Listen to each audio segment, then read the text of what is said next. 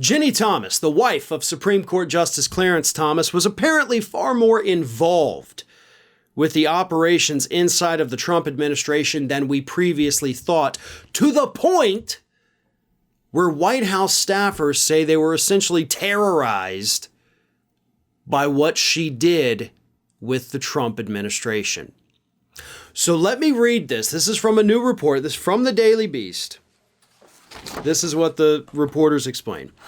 Ginni Thomas was already notorious in his West Wing, talking about Trump, for, among other things, ruining staffers' afternoons by working Trump into fits of vengeful rage. Ever since she became a welcome guest at Trump's residences, Thomas, an influential and longtime conservative activist, wife of Supreme Court Justice Clarence Thomas, had perfected a proven formula of enthralling and manipulating the president's emotions and mood. On multiple occasions throughout the Trump era, Thomas would show up in the White House, sometimes for a private meeting or a luncheon with the president. She often came armed with written memos of who she and her allies believed Trump should hire for plum jobs and who she thought Trump should probably purge, that she distributed to Trump and other high-ranking government officials. The fire lists were particularly problematic as they were frequently based on pure conjecture, rumor, or score settling, where even steadfastly MAGA aides were targeted for being part of the, quote, deep state, or some other supposedly anti-Trump coalition, according to people who saw them during the Trump administration. So, to summarize, Ginni Thomas would show up at the White House quite frequently, apparently. She'd have her little list, be like, okay, here's the people you gotta fire, here's why you gotta fire them, they're clearly not loyal to you, and here's who you need to replace them with. These are some of my good friends. Here you go. Bye. Good luck in the afternoon, everybody. And the White House staff was effectively terrorized by this because, yes, she would go in there, put Trump in a pissy mood, effectively telling him, like, you've got bad people working for you. They're not loyal to you. They don't want you to succeed. They may be part of the deep state trying to take you down. Who knows?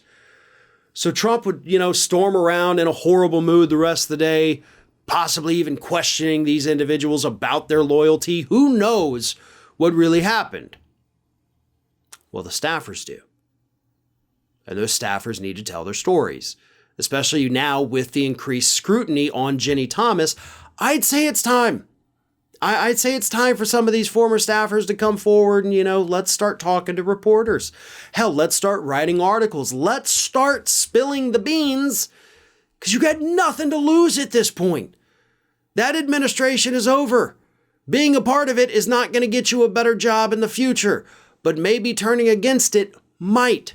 Showing that you're not a part of the craziness, that you're not afraid to let everybody know what happened. Oh, shucks, but there is a problem with that, isn't there?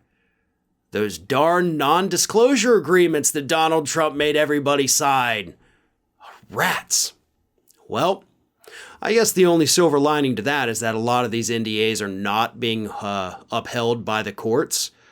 So take your chances, folks. Why not challenge it?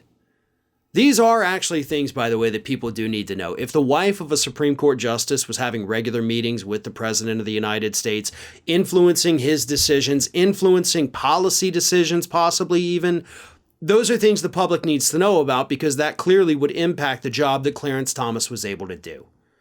So yes, this is important. Yes, this is relevant. And yes, the staffers who witnessed this need to come forward as soon as possible. Hey everyone, this is Aspen.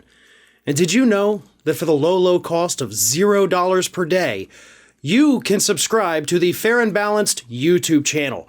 We also encourage you to like, comment, and share, but again, click that subscribe button and help Aspen not be so grumpy.